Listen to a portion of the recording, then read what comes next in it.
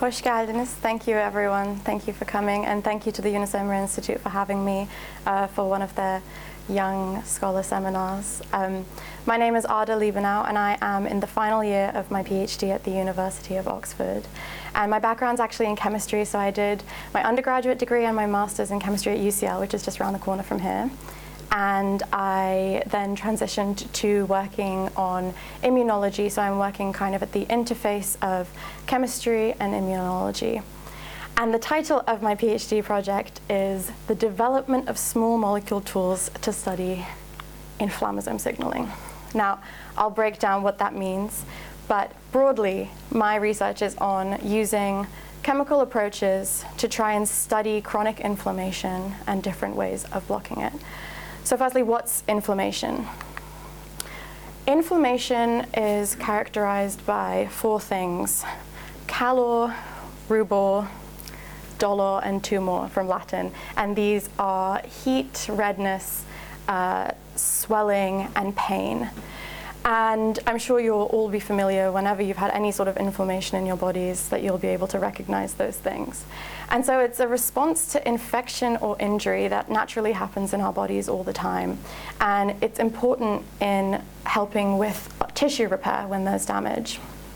But it can become overactivated, and it can lead to what we call chronic inflammatory conditions. And so what my research is on is trying to use small molecules to block and reduce this chronic inflammation. Now, the rest of my talk will be in English, but I just wanted to give a brief introduction in Turkish since we're here.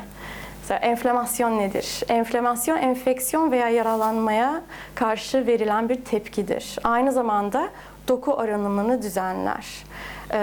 4 kelime Latinceden calor, rubor, dumor ve tumordan ağrı, yanma, şişlik, şişkinlik ve kızarıklıktan belli olabilir. Vücudunuzda farkında varırsınız böyle bir inflamasyon olduğunda. Ve aşırı enflamasyon olduğunda kronik hale gelebilir ve hastalıklara yol açabilir. O yüzden benim araştırmamın amacı bu kronik ve aşırı yangıyı nasıl küçük moleküllerle azaltmak ve durdurabiliriz. So when we talk about inflammatory conditions, a lot of things come to mind. So COVID, Alzheimer's, lupus, inflammatory bowel disease, all of these are conditions that are classed as inflammatory conditions. And they affect a huge number of people worldwide. There are about 50 million people living with Alzheimer's worldwide, and it accounts for around 1.7 million deaths a year. And these statistics are from 2017. As for arthritis, there are around 16 million people living with arthritis, 70% of which are women, and 53% of which were older than 55. Sepsis is also a really important complication generally of other diseases, where there's an estimated 48.9 million cases a year, accounting for 11 million sepsis-related deaths. That's 20% of global deaths, and it has a mortality rate of around 30%. A skin condition, psoriasis, there are around 1 million cases in the UK, with an estimated 60 million people with psoriasis worldwide. So really it just goes to show how important it is to be actually looking into inflammatory conditions and different ways of reducing them. And so what actually controls inflammation in our bodies? So I'm going to walk you through in this two ways.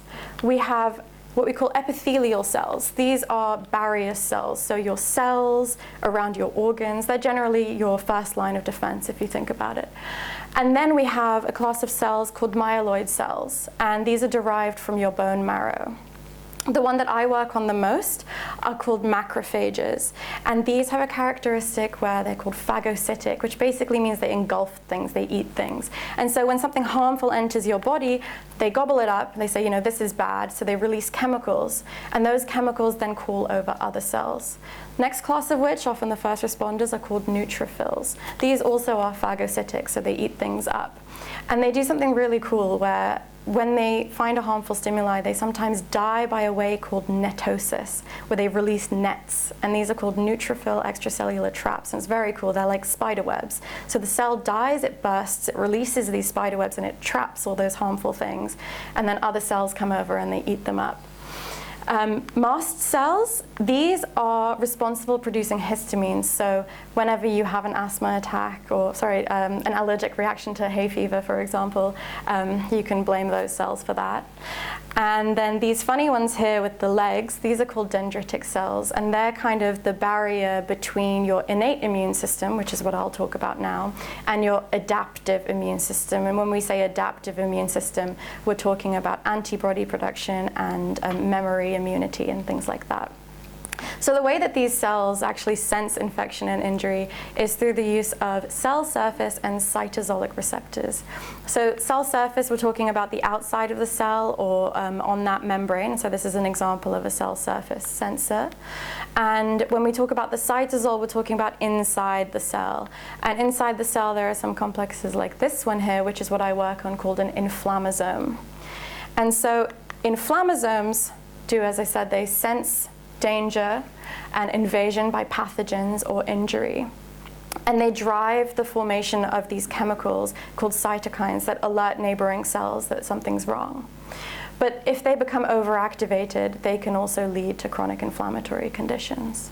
So what does an inflammasome actually look like? This is a crystal structure of an inflammasome. And each color is an individual protein, and they form these multi-protein complexes where all these proteins come together in this disc form and often have filaments coming out at the top as well. And so there are some inflammasome-associated diseases, one of which is called CAPS, Cryopyrin-associated periodic syndrome is its long name, and it's due to the overactivation of a sensor called NLRP3, which is part of the NLRP3 inflammasome. And so what happens at this disorder is the barrier for activation is lowered, and so your NLRP3 inflammasome starts acting faster and is more sensitive, and so you get quite severe inflammation. Additionally, in a sepsis model, if you look at the white circles here, this is a mouse model of sepsis where if there's no intervention, it dies within 20 hours. But if you block pathways associated with the inflammasome, so the one in red here and the one in black here, you actually rescue them. And so it really shows that there is scope for actually studying ways to stop the signaling pathway. So inflammasomes have three main structures. You have a sensor region called a pattern recognition receptor. Those are these bits up here, this bit here. Often they have an adapter protein, which is this bit here, or this bit up here, and a downstream effector.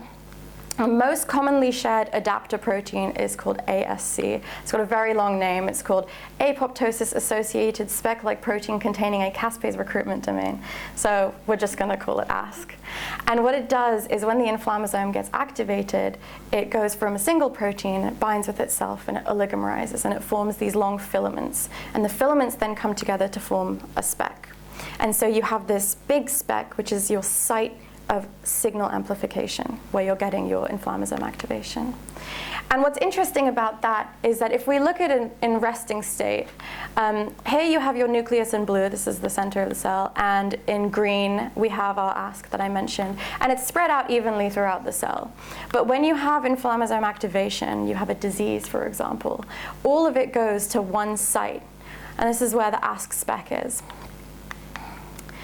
And so you have, firstly, the presence of a damage-associated molecular pattern or a pathogen-associated molecular pattern, which we call a DAMP or a PAMP.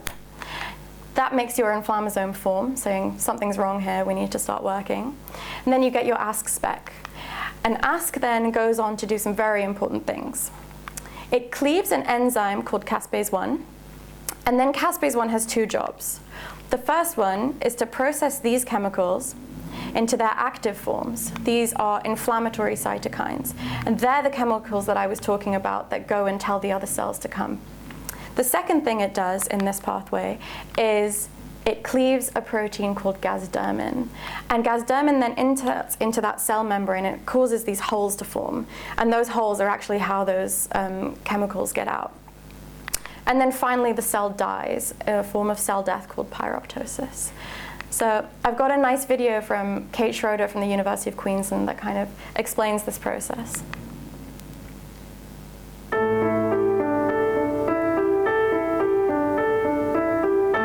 Inside a body cell, There are danger-sensing proteins called inflammasome sensors.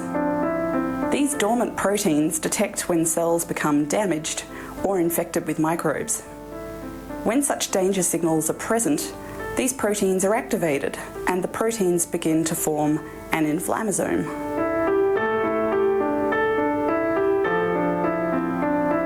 When the inflammasome is assembled, it activates a type of molecular scissor. The scissor trims other dormant proteins into their active forms. One dormant protein activated by trimming punches holes in the cell's membrane. Other proteins activated by trimming are released by the cell to recruit inflammatory cells and drive inflammation. Fluid flows through the holes into the cell, causing the cell to burst. Many microbes can't replicate when a cell bursts, and more inflammatory mediators spill out into the affected tissue. This cell death pathway is called pyroptosis. Inflammatory mediators released by the dying cell attract immune cells from blood vessels. These cells include phagocytes, who are garbage collectors, cleaning up all the debris, microbes and dead cells so that tissue repair can begin. The inflammasome pathway usually restores our health, but when this pathway keeps firing, it can cause a myriad of diseases, such as gout, chronic liver disease, and neurodegenerative diseases.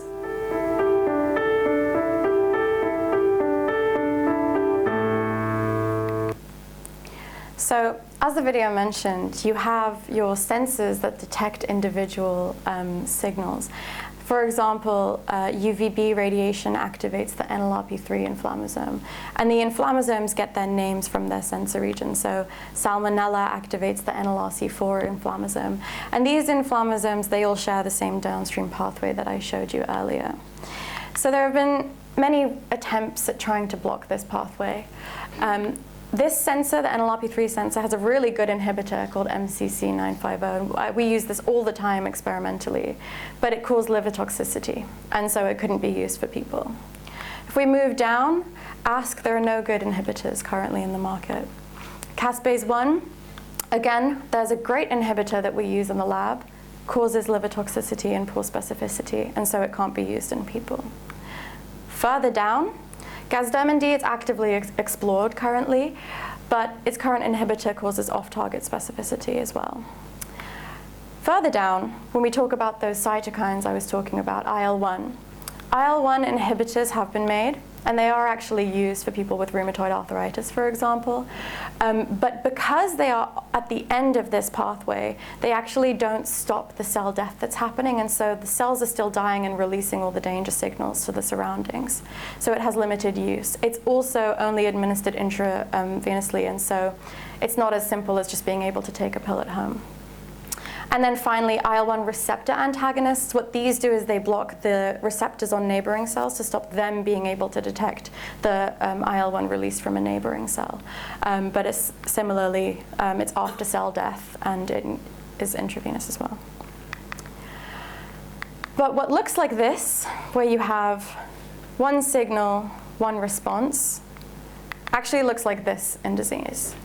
So you have a situation where you have sepsis activating multiple different inflammasomes at the same time.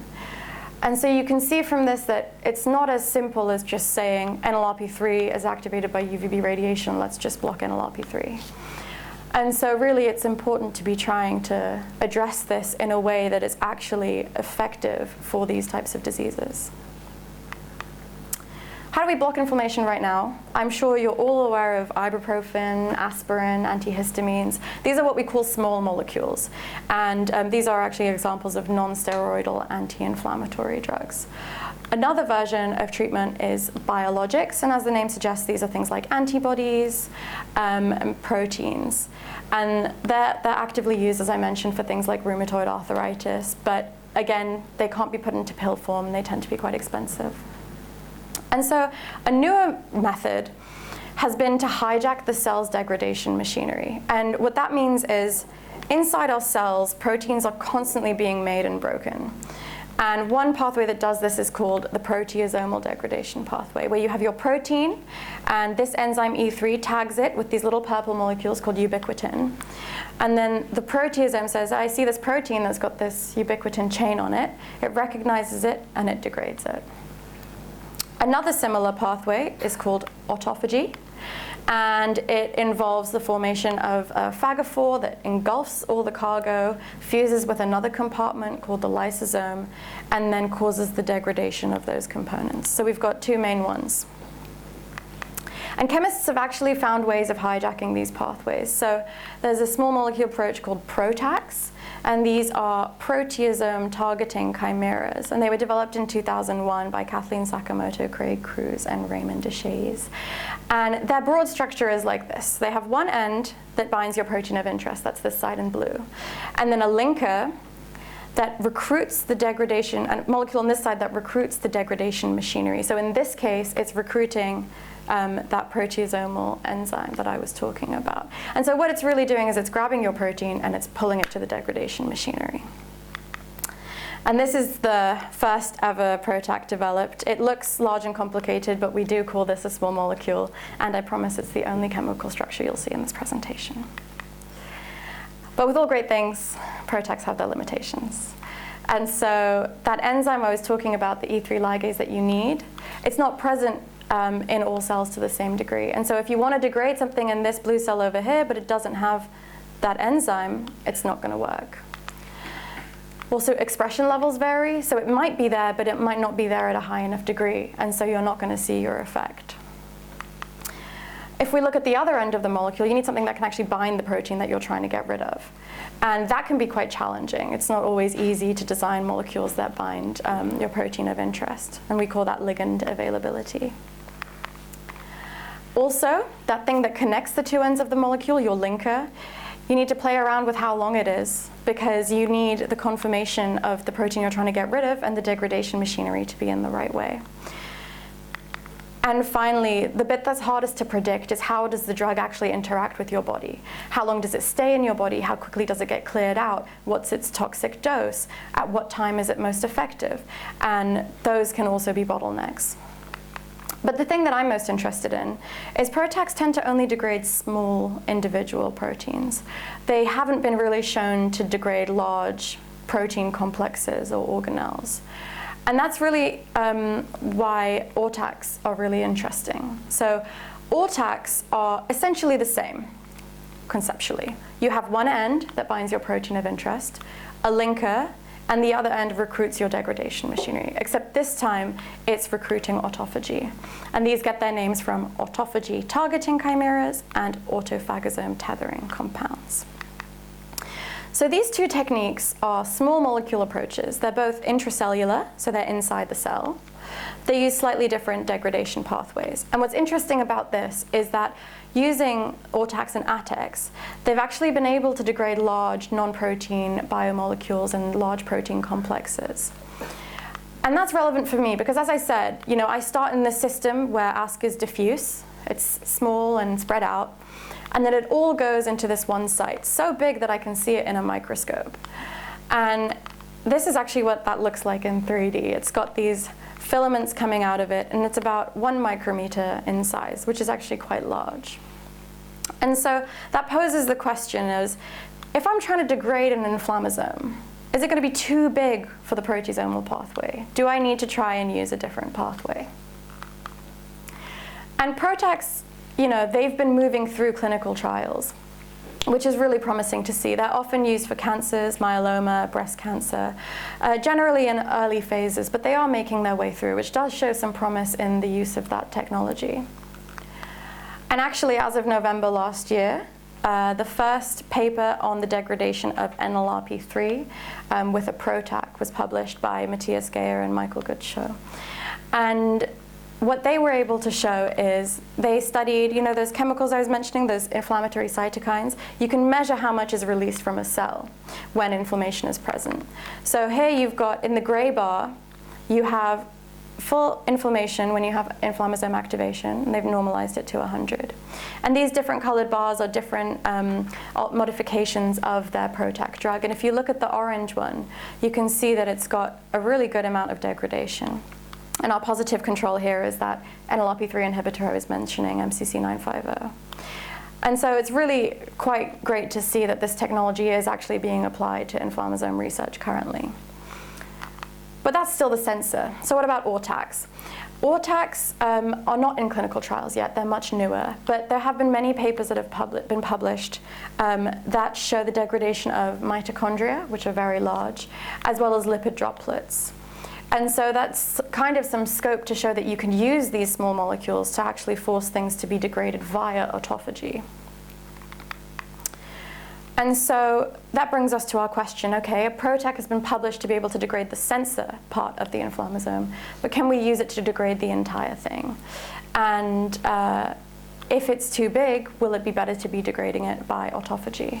And so I can't share any of my data with you yet, but hopefully I will have more to share with you. But just a reminder of why it's important to try and find ways to get rid of this entire inflammasome complex is because you have all these diseases where multiple inflammasomes are activated at the same time. There's a large number of people who are affected by these conditions.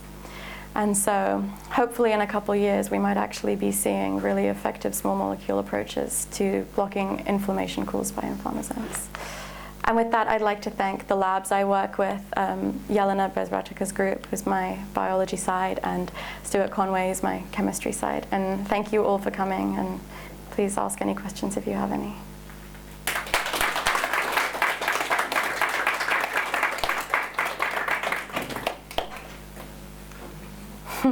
Yeah? Really interesting talk, thank you. I'm just curious if you have any thoughts about why inflammasomes are so big. Is there big proteins? They are big proteins. Gosh, why they're so big? Just out of curiosity. Yeah, I mean, I guess the ASC spec being really big means that you can get a lot of signaling in one go. And so I guess you have your, I guess when you activate your inflammasome and you have your ASC spec and you're cleaving caspase 1, you're trying to produce your inflammatory IL-1s and you're trying to get pyroptosis going.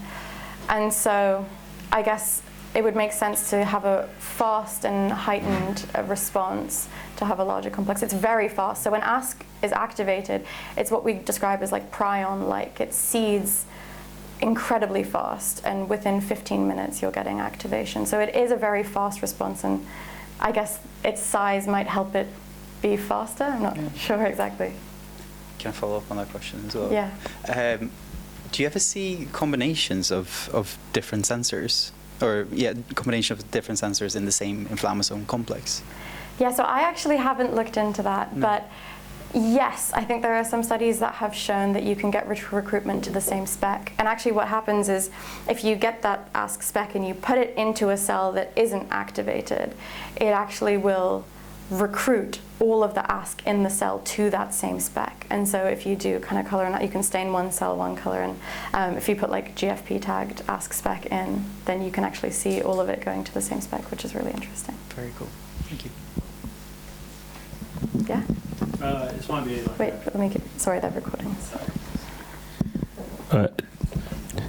This might be like a really basic question, but obviously from what I understood, the inflammasomes have like an immune system function, which is why they're being released, right? So I guess I'm wondering if you're putting together this mechanism to kind of encourage their degradation so that they don't stay around in the body and cause all of these negative effects, does that process end up having an effect on the immune system? That's a really good question.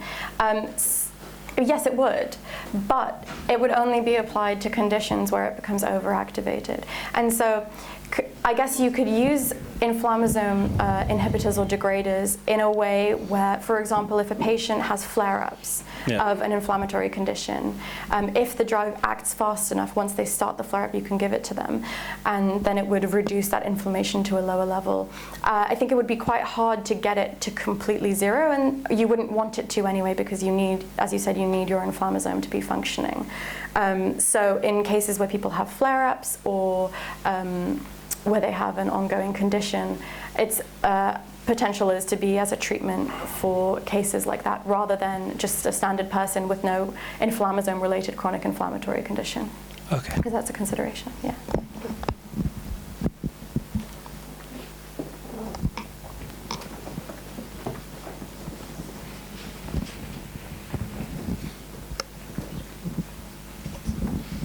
Hello, hi. This may be quite a basic question, but you mentioned at one point that there was one thing you could see through a microscope. How else would you see all the other things? What systems and what technology have you got to be able to see what's happening? Well, what we use is, to see it, we use a form of microscopy, and we can stain it, or the image I actually showed, the protein ASC is tagged with a fluorescent protein, and so that emits the fluorescence, so you can actually see that. Other ways that we study the inflammasome's activation is two ways. So let me see if I can go back to. So because the cell dies at the end of the pathway, we can actually measure cell death. So the main readouts we use are cell death, and the other one we use is we measure IL-1 beta, so the amount of that inflammatory cytokine. So those are ways that we detect inflammasome function. You can also stain the component proteins to see its activation, and the reason I mentioned the ASC spec and being able to see it is because it all goes to one site in such a way that its contrast is so bright, whereas when you stain other proteins, you'd see them, but you'd see them throughout the structure. I hope that answers the question. Yeah, I wondered about that, because sometimes it's a bit of a leap of faith that you know what the end result you're looking for, and it's how you get there. So, yeah. Thank you. Thank you. Might also be a basic question, but I was wondering, so like Adam said before, this inflammasome obviously plays a crucial role in like immune systems in a beneficial way, but what's the linkage between, like, what signals the inflammasome to continue destroying cells past a certain point where it's actually useful for the body? Yeah, that's a great question. Well, you have conditions like CAPS that I mentioned, where the sensor that that activates it is in a conformation where it's more easily activated, and so instead of a virus coming in, stress triggers it, for example. And so those are mutations that can be genetic that cause its overactivation. So you can have like specific errors essentially that cause that, yeah. And then in conditions like sepsis, your entire body is kind of going into shock. It causes that inflammation.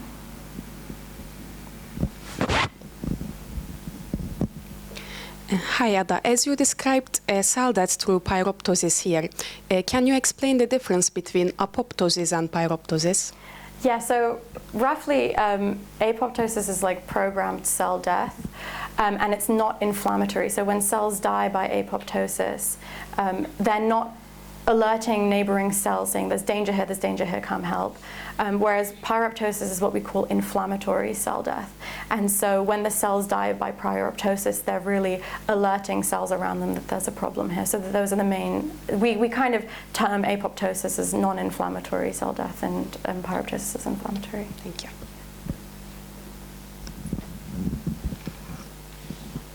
Great. So these are all chemical interventions. Are there any lifestyle issues that you've looked at as an alternative? I mean, it's what we're all told. Well, I must preface that I'm not a medic. I'm not a medical student, and I'm not a dietitian, so I can't quite comment on that because I haven't studied it. But I guess there are certain things with diet that cause more inflammation, and so generally a healthy diet I don't want to be quoted on this because I don't study it, but less sugar, less fat, generally would be to be active, to be physically active, yeah. And mental health issue, it's really important. Absolutely. Or is it in the one package? It's not my area, but the gut-brain axis is also something that people talk about a lot in terms of how your mental state affects your microbiome and how your microbiome affects your mental state. And so yes, generally a good diet and taking care of your mental health are very important for your immune system. To be activated. Yeah.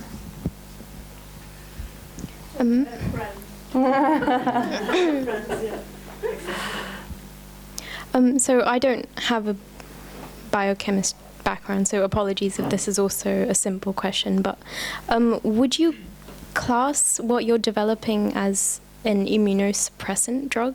Or what's the main distinction between this and an immunosuppressant? And if it does function in a similar way, is there research being done into whether a side effect of it could be the increase in certain cancer risks, as is present in existing immunosuppressants? I'm not sure because they haven't actually been tested in people, but yes, I would class them as immunosuppressants, although I guess they function differently.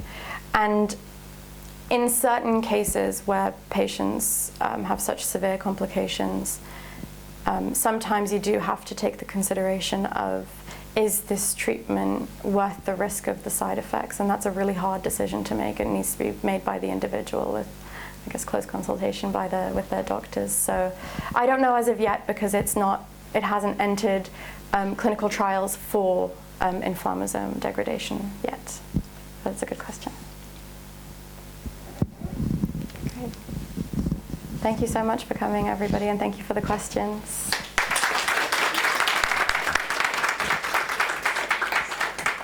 There are snacks. We now have some refreshments, snacks, Turkish treats, coffee, tea.